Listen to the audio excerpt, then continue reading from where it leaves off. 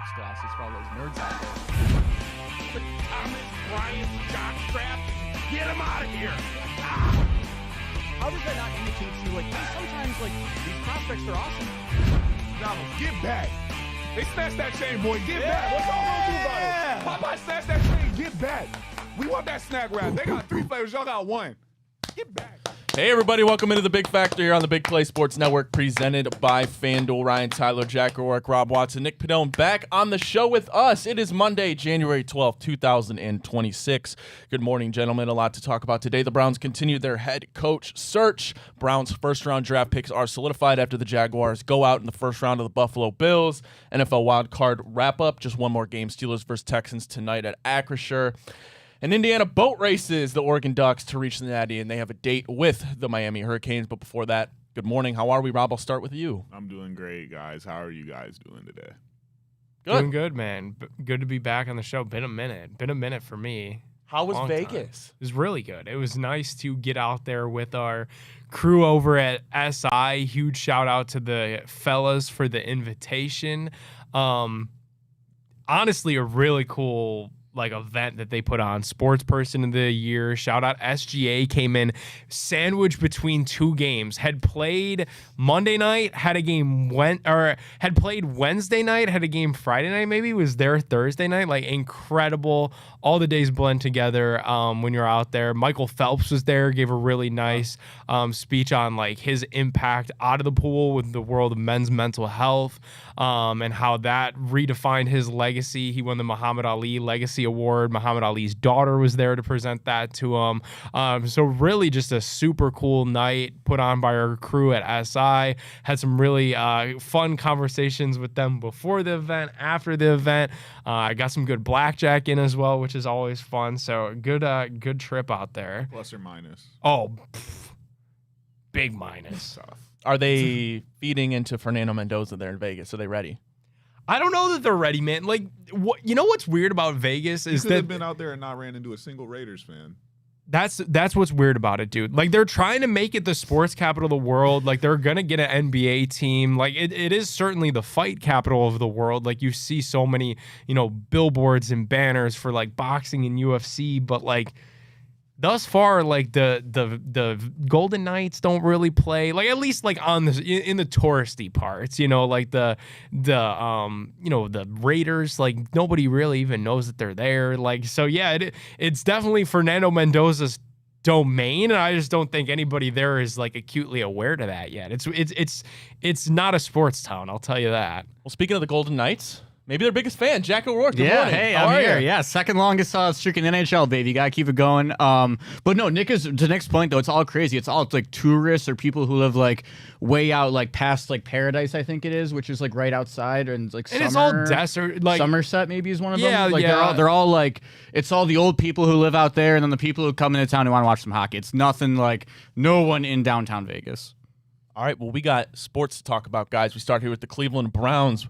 5 interviews they have completed for the search for their next head coach. We know right now as we speak, believe they're interviewing Mike McDaniel, former Dolphins head coach. That'll be the 6th candidate that they have officially interviewed. The names we all need to know. The 2 internal candidates, Jim Schwartz, Tommy Rees, those interviews are complete. The external ones, Bengals OC Dan Pitcher, Seahawks DC Aiden Dern, the England fella, and Ravens offensive coordinator Todd Monken. No official word about Harbaugh yet. Let's start with Mike McDaniel. Nick, we talked a little bit about Mike McDaniel on the show while you were gone before we initially knew that they requested to interview him. We know that. Thank you to Ian Rappaport. They are interviewing right now Mike McDaniel. Nick, I believe you're a little higher on Mike McDaniel than a lot of people are. Now I ask you this. Is that for the head coach vacancy or more so for an offensive coordinator role? Yeah, for head coach. I'm high on Mike McDaniel because he's done it before and he's built an offense before. I think Tua Tagovailoa is a somewhat limited quarterback, and Mike McDaniel was able to squeeze all the juice that there was out of that orange. I think Tyreek Hill, when he arrived in Miami, was certainly on the back 9 of his career, and look at what the Dolphins were able to get out of him over his tenure in South Beach. So, I think Mike McDaniel has a certain eye to extract offensive talent from places that might be void of offensive talent. And when I look at this situation with the Browns, and we heard Andrew Berry say we're going to invest a lot of resources into the offense this offseason, that's a great thing. I just need a guy that's able to put that all together, and I know that Mike McDaniel can put that all together. I also tend to believe, I don't know this to be true, that if you go the Mike McDaniel route, you could probably keep Jim Schwartz around, which is probably a good thing, probably what the Browns are searching for. So I know for sure, and I heard this like prior to even Stefanski being let go, and it was certainly circulating a little bit publicly as well. The ownership group really likes Mike McDaniel. They've long admired his offensive genius. He has fans in the front office as well. So this is a very serious head coaching interview that's taking place in Berea today. He's also set to meet with the Atlanta Falcons. That's notable because Matt Ryan is their new head of football, and obviously Mike McDaniel was on their offensive staff when Matt Ryan was the quarterback of the Falcons. He's also going to meet with the Tennessee Titans as a head coach. So there is a lot of interest in McDaniel as a retread option, and I'm a lot higher on him than a lot of people are. Rob, I want to turn it to you because you brought up the point last week, which I totally agreed with. Now, people will say no AFC East titles, no playoff wins, 2 trips, wild card. They got bounced the first rounds. But you had a good point, which I agreed with. Kind of, I don't know if raw deal is the right word to use about Mike McDaniel, but we brought up consistently, well, when you have a quarterback that can't stay healthy and maybe a quarterback that certainly isn't worth that massive deal that got him, and we know that all too well here in Cleveland, well, without the right quarterback, it's hard for the head coach to get the job done. McDaniel got him that deal. Like I said last week, like we looked at it and you read out his records. I said you would have thought he had like a 2 or 3 win season in there. He never went under 7 wins. So I think that was really I think they ran out of patience too fast with what probably is a really good coach. Like he had 2 years where the offense was top 5 in football, and then you had 2 years where the team was in and out of the lineup every week, and he never bottomed out below 7 wins. I feel like that's like the story of what you would want in a good coach in the league, is someone who's kind of got that floor. I think with now him being added and the other, they added Minter scheduled to interview, and then that got the passing game coordinator, Nate Shilhassi from the Rams, who I maybe that's an OC, like perhaps, but I think McDaniel is the head coach. Could possibly be one of the better outcomes now, because if you are, like they're saying, they're going to try to retain Schwartz, you get the offensive coach, you let Schwartz just keep running the defense, and you hopefully just get the offense moving in any type of way. And if Mike McDaniel can prove to do what he did, I'm not saying I need a top 5 offense, but like I said, a middle of the pack offense with a top defense in the NFL, all of a sudden you're looking at a whole different team next year. So I'm high on McDaniel as well. Now let me ask you guys this, because when you bring in a guy like Mike McDaniel, and Cliff Kingsbury, obviously on the market, he's interviewing with the Baltimore Ravens, and people were like, well, what about Cliff Kingsbury? And I made the point of, I like Cliff Kingsbury, not for the Browns. I like him for the Ravens because they have a Lamar Jackson. Now, I can kind of similarly correlate that with Mike McDaniel. Does the fact that the Browns don't have a quarterback, and you might believe in Short Sanders, you might not, but the fact that they don't have that clear answer at quarterback, anybody open floor, does that at least make you hesitate? Is now the right time to hire a guy like Mike McDaniel? I think it's more so we don't got no real receivers, but we got the capital to go get some. So if the hires got to come fast again, like I want it to come quickly so they could start to lay that plan out. Because when I think Mike McDaniel, I think him taking advantage of all the speed that was out there in Miami and making Devin Achane look like a just absolute weapon out of the backfield, and just a lot of track stars. We don't got a lot of that. We got some unique pieces. We got Fannin. We got Judkins. Say whatever you think about any of the receivers. I think we probably need 2 or 3 new ones. But Isaiah Bond's a guy that could be used. I think he'll make it work with the quarterback. Like Nick said, I don't think Tua's that great. I think Shador has the potential to be as good as a Tua. I think you have the potential to get some veteran and have them play at a Tua Tagovailoa caliber level. It's just about the weapons and the line, and if it all mixes together well enough for him to put together a scheme and it actually be executed. Other piece of this too is that like the quarterback thing is going to be the topic of conversation with any coach. So like even defensive guys, like, you know, you mentioned Jesse Minter is going to meet with them this week. Like he's going to want to know, like, what's the plan here? How attached are you guys really to Shador Sanders? What's really went on with Dylan Gabriel? Like that is going to be a talking point in all of these interviews. I've said this before on the network, but it bears repeating. These interviews are very different from like corporate America because these are very public jobs. You know what Jesse Minter is. You know that Jesse Minter is beyond capable of calling X's and O's, and that he's a football mind unheralded to any 5 of us, you know, combined that we could put into a room. Jesse Minter's got a speed. but they're very conversational. And I'm sure a big piece of all of these conversations is going to be, what's the plan at quarterback? And then you could flip that around. Well, what's your plan at quarterback? What do you think we should do? And then ultimately, whatever coach that they like, whatever coach they want to proceed with, that's probably going to be the plan that they follow. So I'd put a little bit less stock into what the quarterback thing means right now. And like, that was my take before Stefanski was even fired, is you got to see what the new coach wants to do with that position, because at the end of the day, you've invested a 3rd round pick and a 5th round pick into this room. That's not a whole lot. And these guys could want to build this up their own way. Jack, I'll flip it to you as a man who has drawn doppelganger comparisons to one Mike McDaniel, and feel free to disagree with me as always. No, agreed. I'm under the operation of, well, if Mike McDaniel does become part of the staff here at Cleveland, it seems like it's going to have to be in the head coach role, because there are other OC openings, specifically Detroit Lions. They let go of John Morton. That's one that we've highlighted. Certainly a much more attractive job with a better offense, and certainly one that in Mike McDaniel's hands could be a top 5 unit. Do you agree that if Mike McDaniel was to become part of the staff, it almost seems like, well, it's got to be head coach, because if it is OC, he's certainly not going to take the OC job at Cleveland. There's much more attractive options. Yeah, you're saying if to come here, yeah, absolutely. I think it has to be head coach. Like, I think if you're looking at any of those bigger OC names, like, they're not just gonna. We talked, like, why would Dan Pitcher come to Cleveland for a shit ton of money to be the OC here over with the Bengals? Like, the only way would be if it was the most money he's getting anywhere. But I'm a little bit worried about Mike McDaniel in Cleveland, honestly, because I think so many people, I guess, like, just like your general fans, were like, the reason they wanted Kevin Stefanski out was like, you have this offensive minded, a little bit more like, not that Kevin Stefanski is as nerdy as Mike McDaniel, but like, he's not like your blue collar lunch pail Cleveland guy. Like, he's a smarter offensive, go draw on a board mind, and like, not really yell or get too fired up.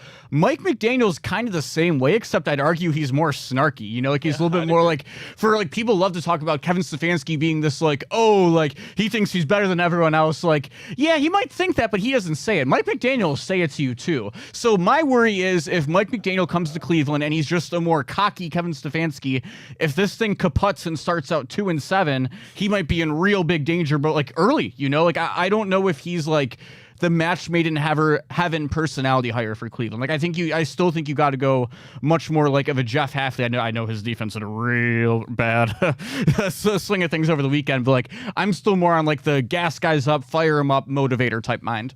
I feel like that's anybody. Like, if you come in and it's 2-7, we're gonna be calling for the next. Yeah, that's also fair. I also feel like it's super unfair, actually, to McDaniel to compare him offensively to Stefanski at all. Like I said, I've watched McDaniel put together top 5, arguably best 70 offenses points against Denver in the NFL. I don't think Stefanski's ever been like top 10 in any category. Maybe points, something like that once, or rushing yards, but he's never had an offense like that. I think you got it's the patience. Like, whoever comes in, I think we're all gonna kind of, by the end of the year, everyone's gonna be somewhere like, man, like, this guy's got to prove it next year because the team was so bad. Now we got to really give him the second year.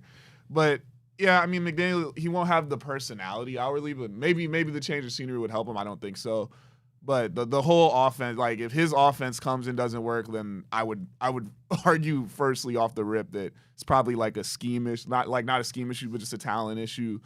Something you could arguably say with Stefanski, but we've seen it. His offense even got stale when I thought we still had some talent on the roster. But I think McDaniel, it would be something fresh, and it's a different philosophy. Like, we'd be moving away from some of the stuff we've seen with Kevin for so long also. All right, let's talk about the gem of this NFL head coaching cycle. That's one John Harbaugh, after getting let go 18 seasons in Baltimore. Insider for the NFL, CBS, Jonathan Jones, he noted that 2 sources on interested teams said they believe that Harbaugh's top choices among the vacant jobs are the Giants and the Atlanta Falcons in some order. No surprise there. He also added that those sources added that the Tennessee Titans are in 3rd place, while a third different source said there's real and mutual interest between Harbaugh and the Cleveland Browns. Nick, I'll start with you. Do you think there is real interest between the Cleveland Browns and John Harbaugh? And I've heard that there is mutual interest between the Browns and Harbaugh. The Browns were one of the first teams to reach out. Obviously, Harbaugh sees this up close and personal. And to Andrew Berry's credit, he built this defense in order to stop Lamar Jackson and the Baltimore Ravens in this division. They've had somewhat success in doing so. Even though the Ravens swept the Browns during the regular season this year, you look at what happened in that first meeting where Cleveland defensively was able to bottle up Lamar Jackson. They sacked him 3 times. They kept Derrick Henry under 25 rushing yards. The second meeting, they got Lamar Jackson 5 times. So he knows how talented this defense is, and if they just find the quarterback, if they just fix this offense, I think Harbaugh understands that this is something that can be a really fast turnaround here for his local hometown team that he grew up rooting for, obviously in a Browns household. I don't know how much that matters versus how much you can lean into the ego, the competitive spirit, the fact that you could beat the Ravens twice a year, the team that he probably feels like did him a little bit dirty after he wanted to chase consistency. He wanted to run things back. He wanted Todd Monken in that room. Obviously, the Browns immediately reach out to Todd Monken. I think that could be a potential coordinator if the Harbaugh route materializes. You're going to have to compete with 2 teams that have at least invested first-round picks into their quarterback. So what's Harbaugh think about Jackson Dart? He was concussed in a lot of those starts, but does he believe that with better protection, there could be something there? How does he feel about Michael Penix Jr., who's obviously been injured, but that's another guy that has a first-round draft pick invested in? I think some of the fun at the Browns job is you have the 2 first-round picks, so it is a little bit of a clay ball, but at 63 years old, maybe he opts to have one of the more proven quarterbacks out of the younger ilk of Dart, Penix, moving forward. But I definitely think the Browns are going to get an interview. I think at some point this week we'll be on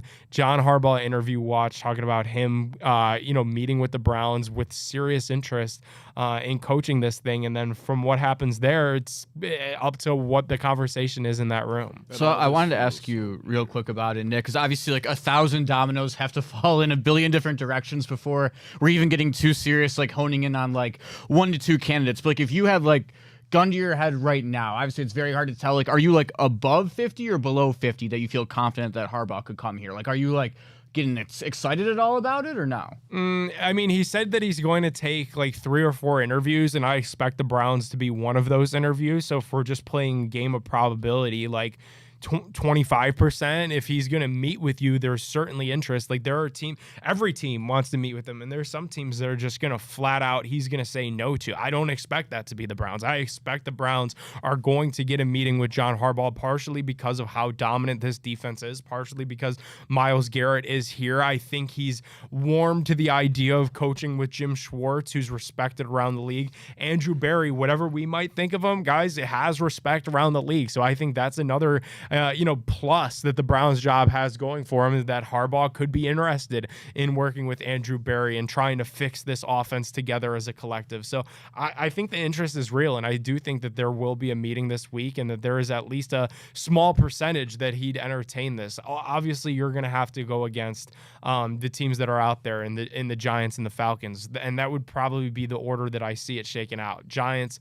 Falcons, Browns. However, the one thing that you have to remember with this is like teams do stupid things every single cycle. Like, who's to say the Giants don't fall in love with some offensive-minded wonder kid, that Nathan Shieldhouse that's going to interview with the Browns? Who's to say the Giants don't fall in love with him and decide to chase him harder than they even chase Harbaugh, who might want control, who might want more say than what a team is willing to give them? It's usually a two-way street. Same thing could be said with the Browns. We know the Browns, for better or worse, they like to have their involvement. The front office has a role. The ownership group has a role. That might maybe not be a fit for Harbaugh. So we're going to have to see how the fits materialize as well. But the Browns certainly do have a shot, guys. 2 quick things. One, this just feels so like, I feel like I'm getting, deja vu with us and some person going and then Atlanta being involved. Like it all just it's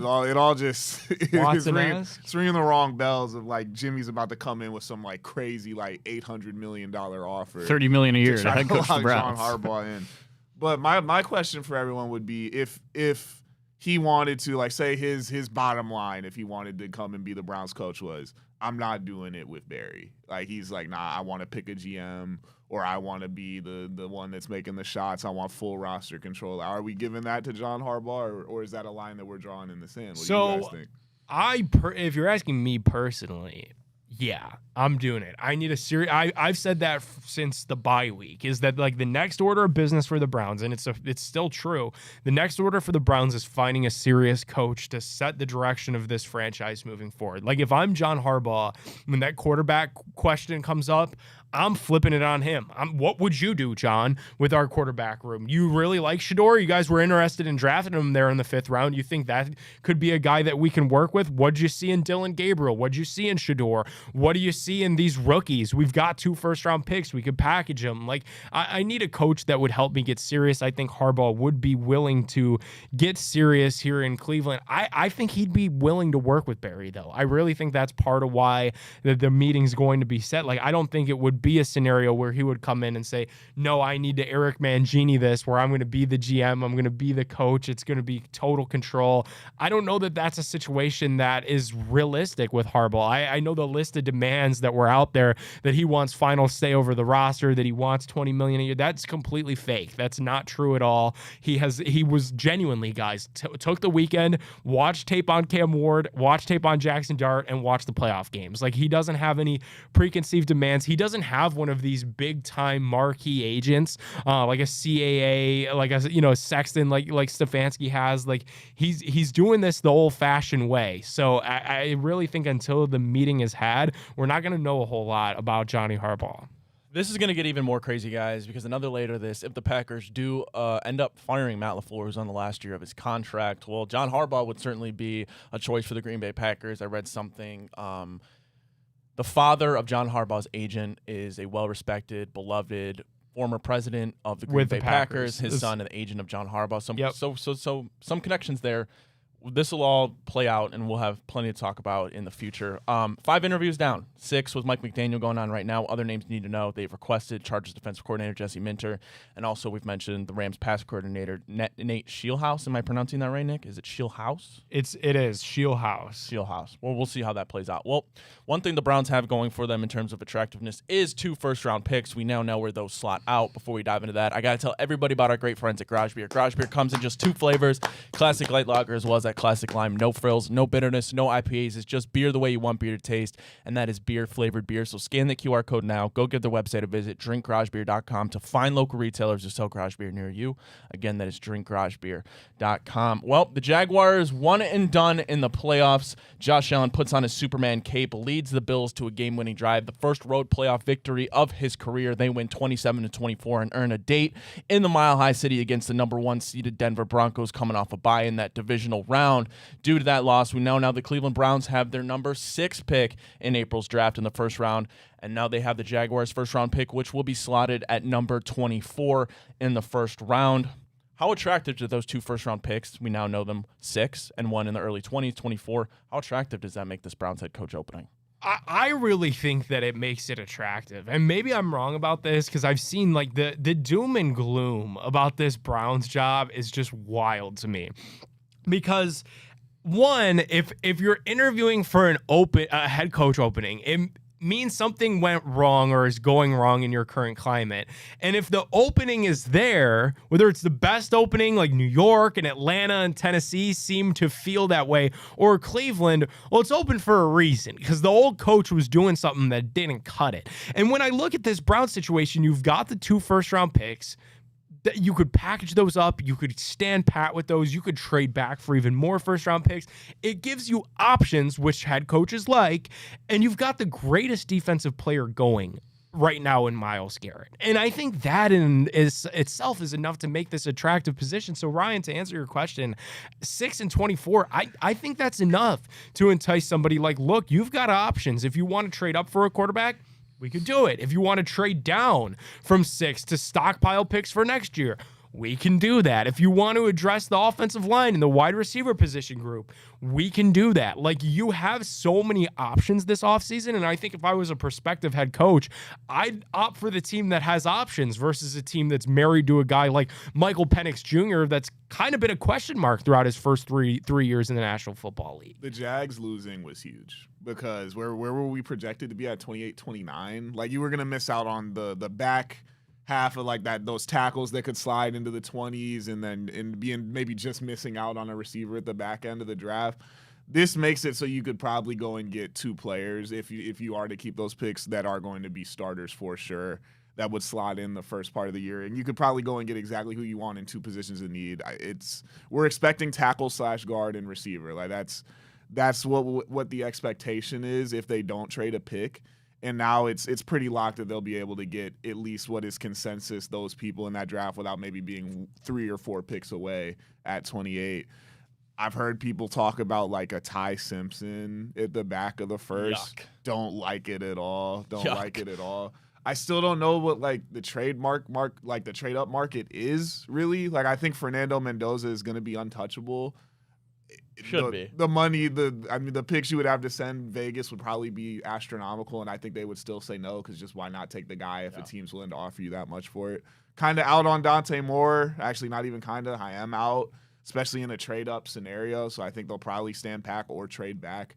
But I think the job opening it's very interesting, but it's probably like how it's ranged for people like 3 or 4 out of what's open right now. Yeah, I think you hit the nail at the head on that, Rob. I think when you sit at 24, like that does open, especially like tackles more so than receivers. Like I think they're probably gonna go receiver first because there's more high-end guys who are gonna go top 10. I disagree. I think they'll go tackle. Oh, really? First. You Yeah. think? See, I think it sounds like the names are tending to slide more like 8 to 27-ish for like all those bigger tackles. I don't know if you guys have seen different things, but like, I think they're tending to shy more towards the back of the round. So I think now you're looking at like a chance to get one of those good tackles or guard, like you said, at 24. I actually agree you keep receiver. I agree with you because I think You guys think they'll go tackle first? Try to snag Because I didn't see every mock I looked at this morning, yesterday. I didn't see a tackle go in the top 10. I think they go for whoever they designate as that best lineman. They don't wait because they won't be there at 24, and then they go for that mixture group of Lemon if he slides, Boston, Concepcion, and those guys in the back end of the first. I think they go with. I agree. Like it kind of seems a little bit more deeper wide receiver wise. You're getting a Denzel Boston late there, and unless you really are falling in love with the Carnell, it's a Jordan Tyson. Then what you said could happen. But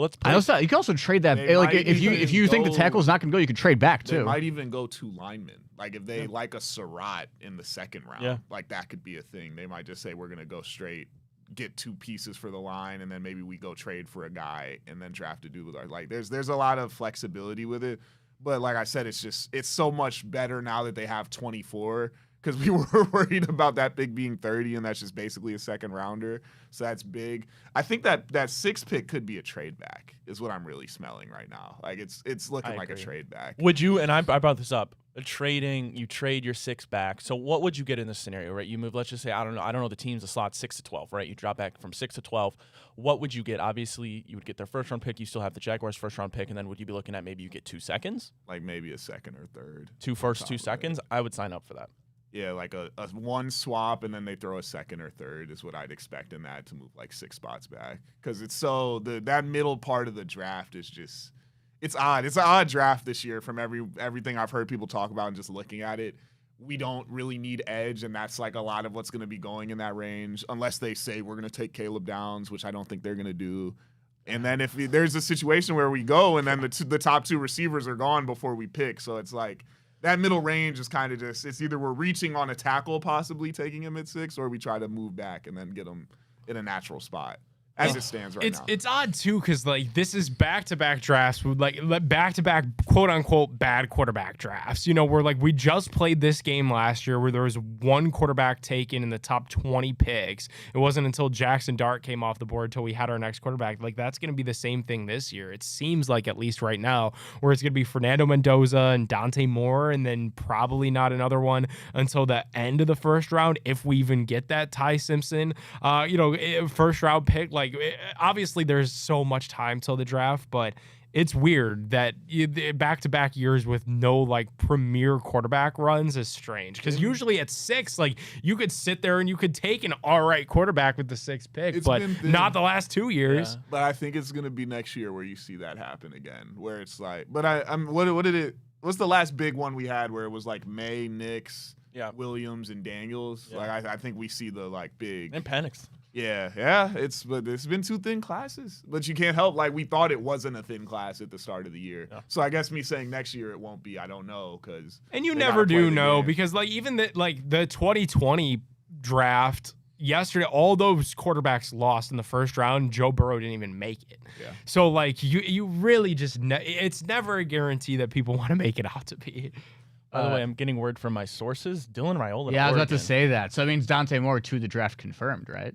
Yeah, he's got to be. You think? Oh, I didn't even put those pieces Yeah, because I mean, if Raiola's going to Oregon, then I would assume And then that they think Moore's gone. Whatever the word on what happens in Ole Miss will determine that kid's fate. he got denied. No, he got Are they denied. going to appeal it?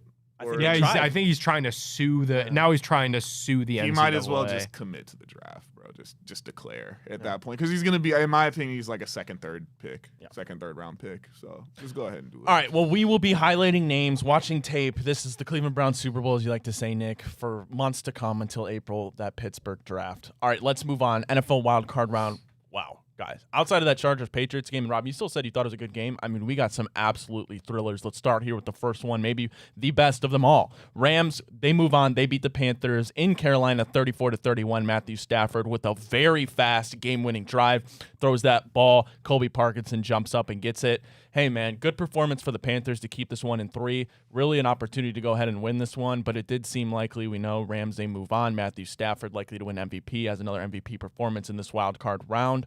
They move on to the next round. This is why the team that wins their division deserves the home game, regardless of the record. Because if anyone who sat down and watched, you saw that environment. That was their first playoff game, I think, since 2018 in Carolina. And the team played well above anything anyone expected.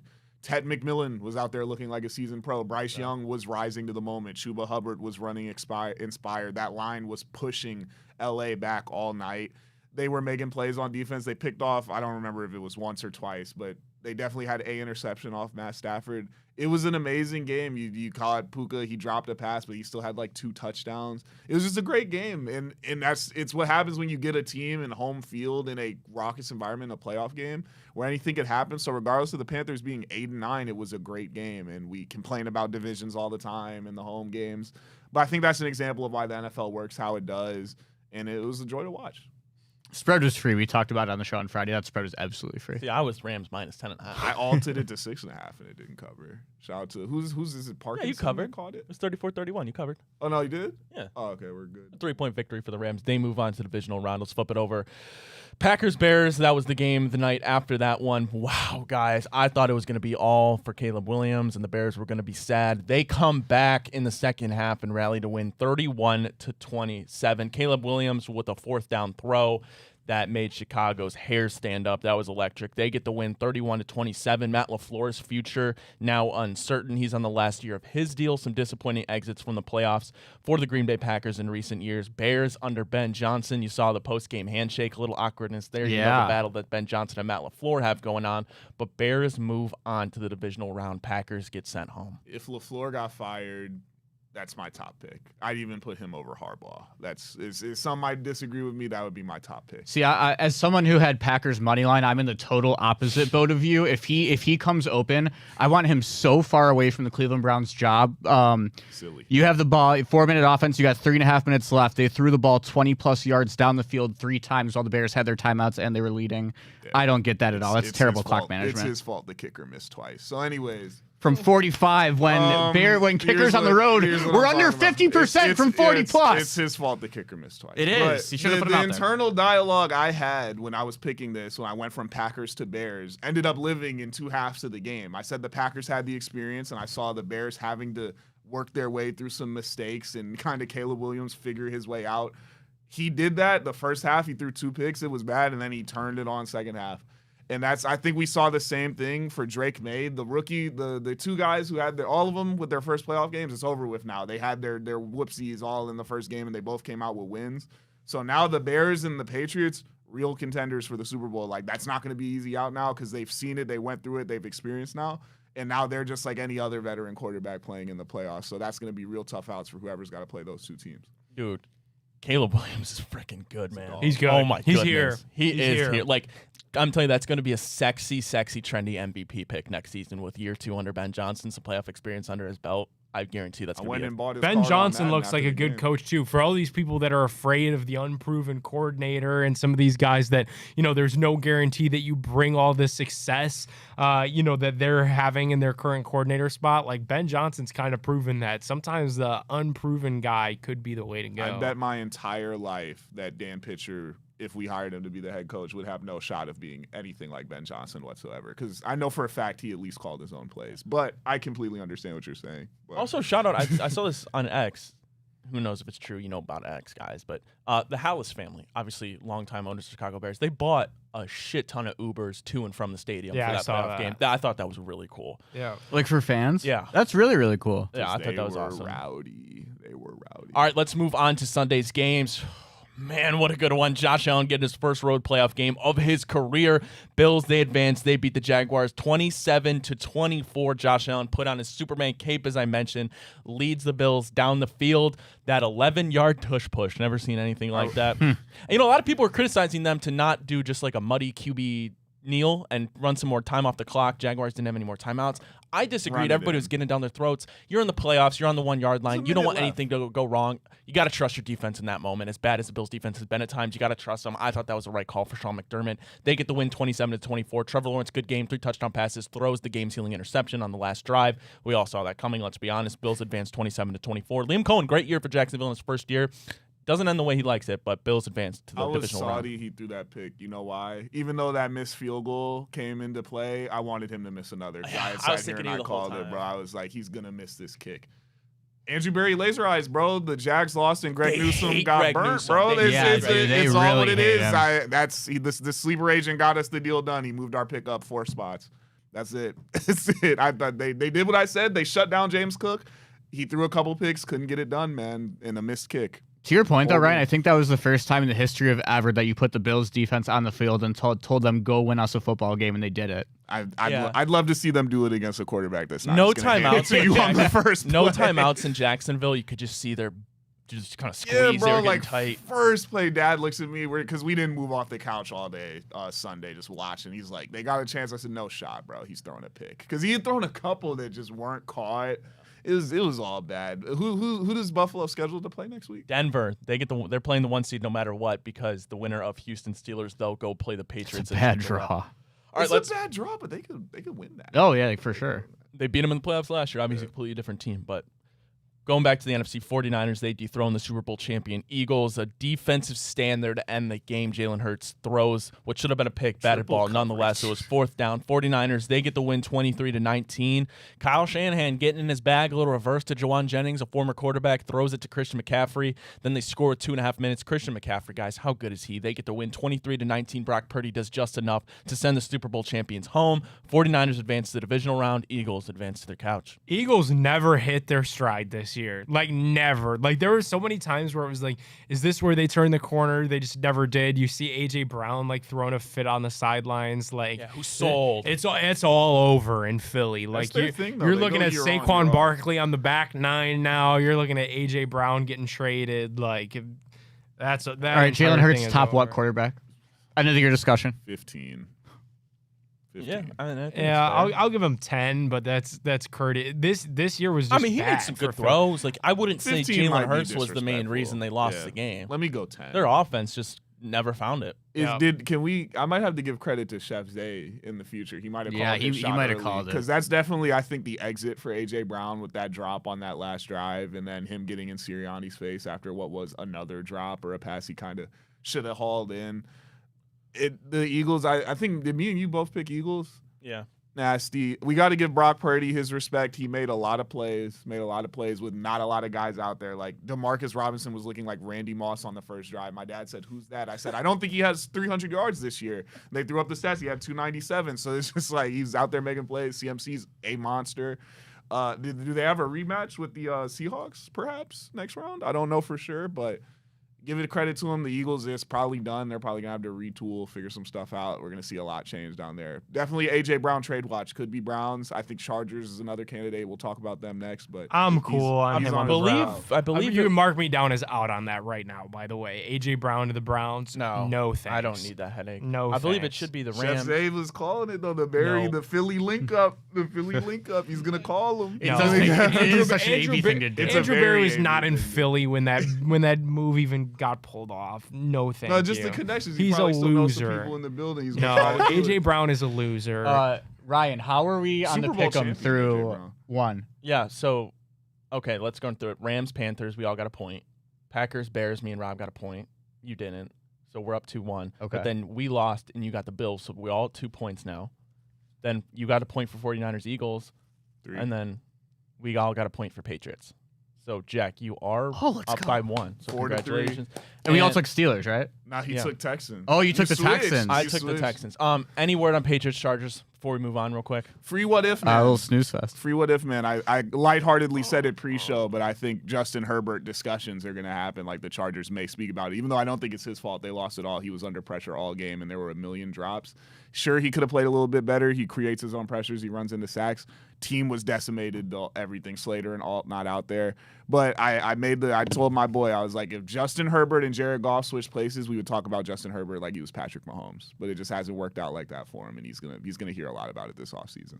All right, last game of this wild card round. Texans, they travel to Acrisure to take on the Steelers. Texans a 3-point favorite in this one, courtesy of FanDuel Sportsbook. I took the Texans. Rob and Jack are on the Steelers. Here we go. Nick, we didn't get your Steelers. picks for the other games, but we'll get it right now. Texans or Steelers? Steelers.